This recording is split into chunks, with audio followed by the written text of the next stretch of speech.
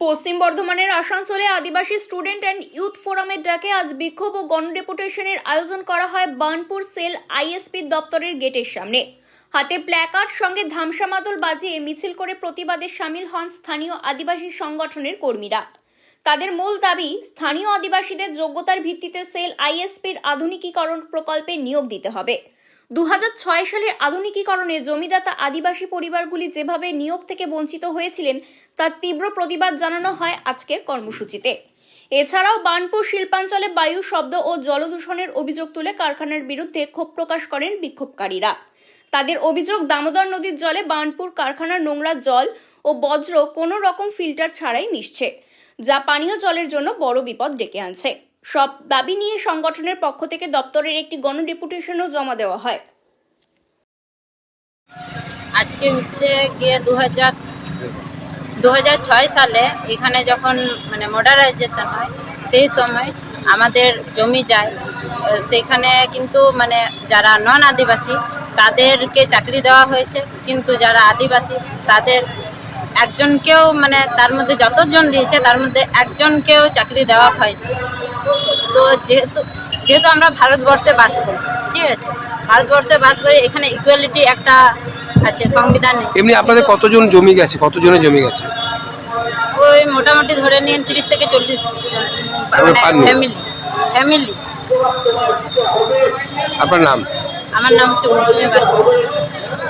আপনাদের এই বিক্ষোভ এদিকে সব দিকে ঘুরে, একদিকে মুখ করে সব দিকে ঘুরে মুখটা।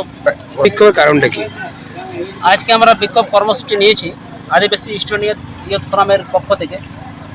এখানে যে কামিং মডার্নাইজেশন হচ্ছে, আপনারা জানেন আগে ফার্স্ট ফেজে হয়েছিল, 2006 হয়েছিল মডার্নাইজেশন।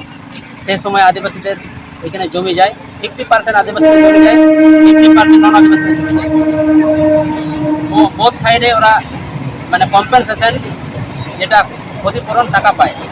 কিন্তু দুর্ভাগ্যের বিষয়, আদিবাসীদের চাকরি হয়নি, কিন্তু নন আদিবাসীদের চাকরি হয়েছে। একদম ডে লাইটে এটা আমাদেরকে ঠকানো হয়েছে সামনে। কী করে এরকম হতে পারে? এই ভেদাভেদটা কিসের জন্য? এই ভেদাভেদটা হলো কেন? আদিবাসীদের বাদ করা হলো কেন? এই একটা ডিমান্ড আছে আজকে। আপনাদের আগের লটে চাকরি হয়েছে, এই মডার্নাইজেশনে কোনো চাকরি হয়নি? আগের লটে ল্যান্ড রজাদের কোনো চাকরি হয়নি, কিন্তু অন্যান্য নন আদিবাসীদের যাদের জমি দাতা ছিলেন তাদের কিন্তু চাকরি হয়েছে। এখানে দু রকম ব্যাপার আসছে। এখানে একটা বোঝার চেষ্টা করুন, 2006 যে মডার্নাইজেশন হয়েছিল, আদিবাসী নন আদিবাসী বোথ সাইডেই জমি দেয়, দুপক্ষই কিন্তু টাকাও পায়, কিন্তু চাকরিটা কেবল নন আদিবাসীরা পেয়েছে, আদিবাসীরা পায়। এছাড়া আপনাদের কি দাবি আছে? আর দাবি আছে যে কামিং যে মডার্নাইজেশন হচ্ছে, এখানে লোকাল স্থানীয় আদিবাসীদের মডার্নাইজেশনের যে বেনিফিট, মডার্নাইজেশনের যে কাজ, আপনার লোডিং আনলোডিং, ITI, যেগুলো যোগ্যতার ভিত্তিতে এদিকে এখানে চাকরি টেম্পোরারি, পার্মানেন্ট, টেম্পোরারি হোক যেটাই হোক, কিন্তু এখানে দিতে হবে।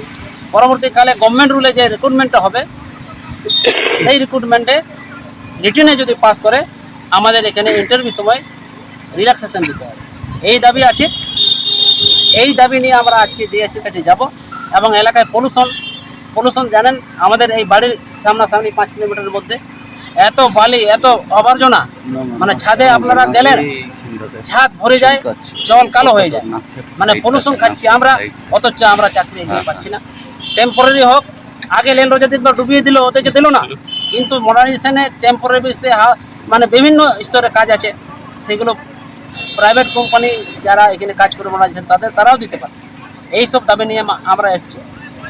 আর সব থেকে এখানে আর একটা দাবি আছে, আপনারা জানেন যে একটা এখানে বর্জ্য জল, নোংরা জল, যেটা এই কারখানার বেরোয় নদীতে মিশে যায়, ডাইরেক্ট মিশে, দামোদর নদীতে ডাইরেক্ট মিশে যায়। ওটার কিন্তু কোনো ফিল্টারের ব্যবস্থা নেই। একটা নোংরা জল যখন, এটা রেসপন্সিবিলিটি কোম্পানির, সেল আইএসপির এটা রেসপন্সিবিলিটি। জলটা যে ওপেন ওখানে মিশে যাচ্ছে, সেই জল আমরা এই ইন্ডাস্ট্রিয়াল এলাকায় সবাই খাচ্ছি। তো এটাতে একটা মিনিমাম একটা রেসপন্সিবিলিটি আছে, একটা ফিল্টারের ব্যবস্থা করবে। এই দাবি নিয়ে আমরা এসেছি। পলিউশন হলো, আর মেন মুদ্দা হচ্ছে মডার্নাইজেশন যেটা হচ্ছে, সেটাতে স্থানীয় আদিবাসী, আমাদের লোকাল আদিবাসীকে নিতে হবে, চাকরিতে নিতে হবে, বিভিন্ন স্তরে নিতে হবে। এই হচ্ছে আদিবাসীদের গ্রাম। এই মুহূর্তে স্কোর আশেপাশে কত আছে, কত মানুষ আছে? আমাদের 29টা গ্রাম আছে আদিবাসী। এই এলাকায় 29টা গ্রাম আছে, কিন্তু সেই হিসাবে আমাদের কিছু দেখে না এখানে। আমাদের লোকজন বিভিন্ন বাইরে থেকে সাপ্লাই দেওয়া হয়, বাইরে থেকে কাজ করুক, আমাদের আপত্তি নাই, সেই জাতপাতের ব্যাপারটা আমাদের কাছে নাই, কিন্তু আমাদের অধিকার থেকে আমাদের এখনো বঞ্চিত করছে। আপনাদের কত জমি গেছে আজ পর্যন্ত?